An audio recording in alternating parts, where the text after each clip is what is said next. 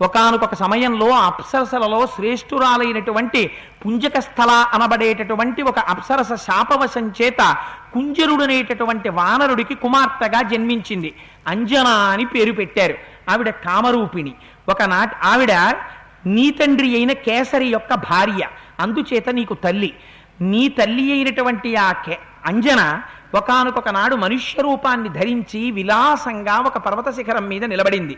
వాయుదేవుడు ఆవిడ్ని చూసి మోహించి తన దీర్ఘమైన బాహువుల చేత గాఢముగా కౌగిలించుకున్నాడు.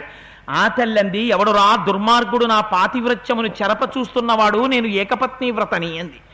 అంటే ఆయన అన్నాడు, అమ్మా ఇదంతా ఎందుకని? బ్రహ్మగారు ఆదేశించారు తమ తమ యొక్క తేజస్సుల్ని భూమి మీద వానరులుగా పంపమని. అందుకని అమ్మా నీ పాతివ్రత్యానికి భంగం కలగదమ్మా. గొప్ప పరాక్రమమున్నవాడు, బుద్ధిమంతుడు, నవవ్యాకరణ పండితుడు, నత్వా హింసామి శుశ్రోణి మా భుక్తే సుభగే భయం మానసాస్మి గతో యత్పాం పరిష్వజ్య యశస్వినీం వీర్యవాన్ బుద్ధిమాన్ సంపన్నస్తవ పుత్రో భవిష్యతి మహాసత్వో మహాతేజ మహాబల పరాక్రమ లంఘనే పవనే చైవ భవిష్యతి మయా సమః. మహాబుద్ధిమంతుడు, పరాక్రమవంతుడు, నవవ్యాకరణ పండితుడు, నాతో సమానంగా దూకగలిగిన వాడు, ఎగరగలిగిన వాడు, ప్రయాణం చెయ్యగలిగినటువంటి వాడు, ఎటువంటి పరిస్థితులలోనైనా సరే కార్యాన్ని చక్కబెట్టగలిగినటువంటి సమర్థత కలిగినటువంటి వాడు, మహావీరుడైనటువంటి పుత్రుడు, కేవలముగా మానసికముగా నిన్ను నేను చూసినంత మాత్రం చేత నీ కడుపు ఎందు జన్మించనున్నాడమ్మా అని వరమిచ్చారు. ఆ కారణం చేత ఒక గుహలో హనుమా నువ్వు జన్మించావు. నువ్వు జన్మించగానే ఆకాశంలో ఉదయిస్తున్న సూర్యభగవానుండి చూసి తినే ఫలం అనుకుని ఎగిరి ఆ సూర్యభగవానుండి పట్టుకోబోయావు. సూర్యపదానికి అడ్డొస్తున్నావని కోపం వచ్చి ఇంద్రుడు వజ్రం పెట్టి కొడితే నీ ఎడమదవడ సొట్టబడి కింద పడ్డావు. సొట్టబడిన హనుములు కలిగిన వాడు కనుక నిన్ను హనుమా అని పిలిచారు. ఆనాడు నువ్వు భూమి మీద పడిపోతే నీ తండ్రి వాయుదేవుడికి కోపం వచ్చి ఆయన కూడా పెన్ డౌన్ స్ట్రైక్ మొదలుపెట్టాడు. ఆయన కూడా భూమి మీద ఎక్కడా వాయువు వీచడం ఆపేసింది. ఆనాడు ప్రాణులన్నీ సంక్షుభితం చెందాయి. చతుర్ముఖ బ్రహ్మగారు పరుగునొచ్చారు. సృష్టి ఆగిపోతోందని హనుమకి వరమిచ్చారు. ఏ అస్త్రము చేత, ఏ శస్త్రము చేత నిన్ను ఎవ్వడూ బంధించలేడు, నీకు ఏ విధమైన అపాయము రాదని వరమిచ్చారు. దేవేంద్రుడు పరిగెత్తుకొచ్చి స్వచ్ఛంద మరణం వరమిచ్చాడు. నీ అంత నువ్వు సంకల్పం చేసి శరీరాన్ని విడిచిపెట్టాలి, కానీ ఒక్క నాటికి నిన్ను పడగొట్టగలిగినటువంటి పురుషుడు ఈ పృథివీ మండలంలో, ఈ బ్రహ్మాండాల్లో ఎక్కడా ఉండడు. అటువంటి వాడివని వరమిచ్చారు. అందుకే ఇప్పటికీ మహానుభావుడు ఎక్కడ రామకథ చెక్కినా, ఎక్కడ రామాయణం చెప్పినా అక్కడక్కడికి ఏదో ఒక రూపంలో వస్తారట. ప్రచ్ఛన్న రూపంలో వచ్చి కన్నుల వెంట నీరు కారుస్తూ రామకథ విని తన్మయత్వాన్ని చెందుతారట. అందుకే ఎక్కడ రామకథ చెప్పబడుతుందో అక్కడికి హనుమ వస్తారు. ఎక్కడ హనుమ అడుగు పెడతారో అక్కడ పవిత్రమై మంగళం అయిపోతుంది. ఆ ప్రాంతంలో మనం కూర్చున్నాం కనుక మన కోరికలు తీరిపోతాయి. చచ్చేవాడు కూడా బతుకుతాడు. అది రామకథకి హనుమకి ఉన్నటువంటి గొప్ప సంబంధం. అందుకున్నటువంటి వరమిచ్చాడయా మహానుభావ. నేను ఎన్నో సందర్భాల్లో గరుత్మంతుడు సముద్రంలో ఉన్న పాముల్ని తన్నుకుపోతుండగా చూశాను. నీ తండ్రి వాయుదేవుడు ప్రభంజనుడై వీస్తే చెట్ల యొక్క పెద్ద పెద్ద కొమ్మలని విరిచేస్తాడు, పర్వత శిఖరములను డుళ్ళించేస్తాడు.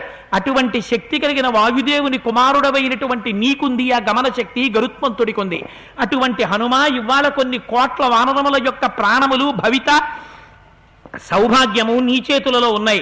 నీ వీర్యమును, పరాక్రమమును, తేజస్సును పుంజుకో.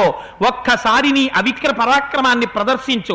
100 యోజనముల సముద్రాన్ని అవలీలగా గడచి ఆవలి ఒడ్డుకు చేరి సీతమ్మ జాడ కనిపెట్టి ఈవతలకి రా. దాని చేత వానరుల యొక్క ప్రాణములు నిలబడతాయి. స్వామి హనుమా, నీ శక్తిని చూపించొక్కసారి అనేటప్పటికీ జాంబవంతుడు ఈ మాట అనగానే పైకి లేచారట. లేచి మేరు పర్వతం ఎలా పెరిగిపోతుందో అలా పెద్ద శరీరాన్ని పెంచేశారు. పెంచేసి ఆయన ఒక్కసారి ఆ కింద వానరులందరూ బొటనవేళ్లంతంత వారైపోయారు, చిన్న చిన్న వారి కింద. అంత పెద్ద స్వరూపంతో నిలబడ్డారు.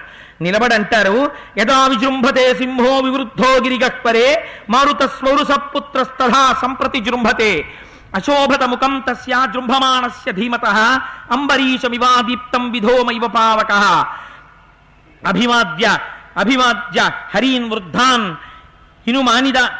హనుమానిదమిబ్రవీత్ అరుజత్ పర్వతాగ్రాణి హుతాశన సఖోనిలః బలవాన్ అప్రమేయశ్చ వాయురాకాశగోచరః యస్యాహం శీఘ్రవేగస్య శీఘ్రగస్య మహాత్మనః మారుతః సౌరసపుత్రః ప్లవనే నాస్తి మత్సమః ఉత్సహేయం హి విస్తీర్ణః మాలికంతమివాంబరం మేరుంగిరిమసంగేన పరిగంతుం సహస్రశః బాహువేగ ప్రణున్నేన సాగరేణ ముత్సహే సమాప్లావయితుం లోకం సపర్వత నదీ హ్రదం ముమోరు జంఘవేగేన భవిష్యతి సముత్థితః సముచ్ఛ్రిత మహాగ్రాసో సముద్రో వరుణాలయం పన్నగాశనమాకాశే పతంతం పక్షిసేవితే వైనతేయమహం శక్తః పరిగంతుం సహస్రశః ఉదయాత్ర స్థితం వాపి జ్వలంతం రశ్మిమాలినం అనంతమివ మాదిత్య అభిగంతుం సముత్సహే సాగరం శోషయిష్యామి ధారయిష్యామి మేదినీం పర్వతాం చూర్ణయిష్యామి ప్లవమాన ప్లవంగమాః మహామేరు ప్రతీకాశం మాంచ ద్రక్షదవానరాః దివమవృత్య గచ్చంతం గ్రసమాన వివాంబరాం ఇదమిష్యామి జీమూత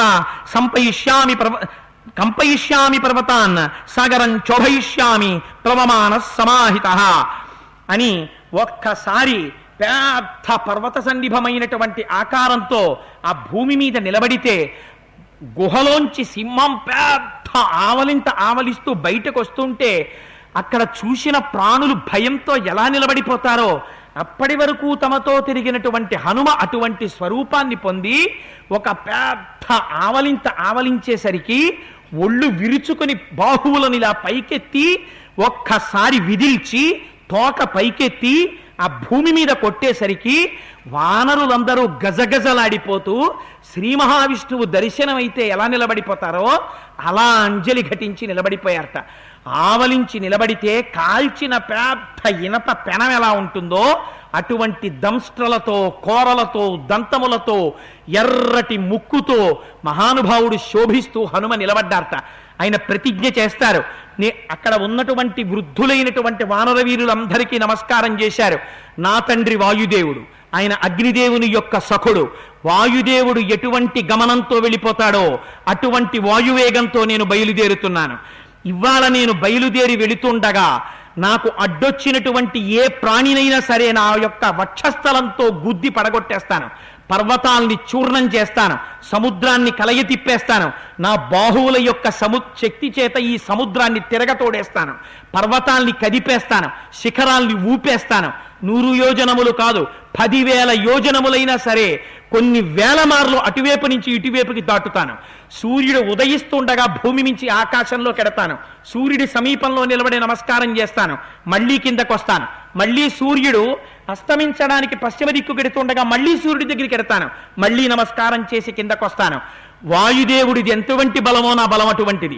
గరుత్మంతుడు సముద్రం మీద తిరుగుతుండగా గరుత్మంతుడి చుట్టూ కొన్ని వేల సార్లు ప్రదక్షిణం చేస్తాను. సముద్రానికి ఉత్తర దిక్కున కూర్చుని లేచి నా శరీరాన్ని పెంచి వంగి దక్షిణ దిక్కునున్న సముద్రాన్ని నా చేత్తో ముట్టుకుంటాను. ఆకాశంలో నేను ప్రయాణం చేసి వెళ్ళిపోతుంటే సమస్త భూతములు గజగజలాడిపోతాయి. నేను వెడుతున్నప్పుడు ఆకాశాన్ని తీవ్రమైన దంష్ట్రలతో కూడిన నా నోటితో తాగినట్టుగా తాగుతూ వెళ్ళిపోతాను. మేరుపర్వత శిఖరాలకి కొన్ని వేల మార్లు ప్రదక్షిణం చేస్తాను. రావణాసురుడు ఈ భుజాతండానికి 10 తలల కీటకం, వాణ్ణి కొట్టి చంపేస్తాను. లేదా లంకని పెల్లగించి చేతితో పట్టి సముద్రానికి ఈవలి ఒడ్డుకి తీసుకొస్తాను. ప్రస్రవణ పర్వత శిఖరముల మీద కూర్చున్న రామచంద్రమూర్తి యొక్క పాదాల విందముల యందు లంకని విసిరాతలు మారేస్తాను. రామచంద్రమూర్తే చూస్తారు రావణుడేమిటో. ఇక నా యొక్క పరాక్రమం ముందు నిలబడగలిగిన వాడు లేడు. నేను బయలుదేరుతున్నాను. నాకు అడ్డు రాగలిగినటువంటి వాడు ఈ బ్రహ్మాండములో లేడు. చతుర్ముఖ బ్రహ్మగారు దేవేంద్రుడు చెరక ఆసనం మీద కూర్చుని మధ్య ఆసనంలో అమృత భాండాన్ని పెడితే ఇద్దరి మధ్యలోకి వెళ్లి చెరక చేత్తో ఇద్దరిని అడ్డగించి అమృత భాండాన్ని తీసుకురాగలను. అవిక్ర పరాక్రమంతో బయలుదేరుతున్నాను అని ఎర్రటి ముఖంతో తీవ్రమైన కోరలతో పరిఘల వంటి బాహువులతో తెల్లటి గోళ్లతో పుంజుకున్నటువంటి పరాక్రమం కలిగినటువంటి తొడలతో ఈ భూమి నేను ఇక్కడ నిలబడితే తట్టుకోలేక కుంగిపోతుంది. అందుకని మహేంద్రగిరి పర్వత శిఖరముల మీద నిలబడి పాదములను ఊంచి బయలుదేరుతాను అని పర్వత శిఖరములను ఎక్కుతుంటే అక్కడున్న గంధర్వులు విద్యాధరులు ఎగిరి లేచి పారిపోయారట. ఆ పర్వతం కంపించిపోయిందిట, చెట్లు పడిపోయాయిట, మృగములన్నీ దిక్కులు పట్టి పారిపోయాయిట, పావులు కలుగుల్లోంచి బయటికి వచ్చి తలకొక దిక్కు వెళ్ళిపోయాయిట. అటువంటి స్థితిలో స్వామి హనుమ మహేంద్రగిరి పర్వత శిఖరముల మీద స్వేచ్ఛగా అటు ఇటు తిరుగుతుంటే కింద నుంచి జాంబవంతుడి యొక్క ఛత్రఛాయలలో ఉన్న ఆ వానర సైన్యం అంతా మహానుభావ ఋషుల యొక్క ఆశీర్వచనము చేత, గురువుల యొక్క ఆశీర్వచనము చేత, దేవతల యొక్క ప్రభావము చేత ఏ విధమైన ప్రతిబంధకము లేకుండా 100 యోజనముల సముద్రమును గడచి ఉత్తర దిక్కు నుండి దక్షిణ దిక్కుకి చేరి సీతమ్మ తల్లి జాడ కనిపెట్టి తిరిగి నువ్వు ఎప్పుడొస్తావా అని ఒంటి పాదం మీద నిలబడుంటాం హనుమ. ఇన్ని కోట్ల వానరులకి ప్రాణము పెట్టినటువంటి వాడిగా కీర్తి గడించదవుగాక, నీకోసమని పుణ్యకర్మలు చేస్తూ ఇక్కడ నిలబడతామని కైమోడ్చి నమస్కరిస్తుంటే సవేగవాన్ వేగ సమాహితాత్మ హరిప్రవీర పరవీరహంత మనస్సమాధాయ మహానుభావో జగామి లంకాం మనసా మనస్వి. అవతల శత్రువులైనటువంటి రాక్షసుల్ని కేవలం తన చేతులతో, కాళ్లతో, పాదములతో, మోకాళ్లతో, వక్షస్థలంతో గుద్ది చంపగలిగినటువంటి వీరుడైన హనుమ, దర్శన సామర్థ్యము కలిగినటువంటి హనుమ మనస్సు చేతనే లంకాపట్టణాన్ని చేరుకుని సీతమ్మని అన్వేషించడానికి ఉత్సాహంతో పొంగుతుంటే పౌర్ణమి నాటి చంద్రబింబ దర్శనమై కెరటములతో పైకి లేస్తున్నటువంటి సముద్రంలా మానసికోత్సాహమును పొంది లంకాపట్టణమును మనస్సుతో చేరిపోయి ఉన్నారు.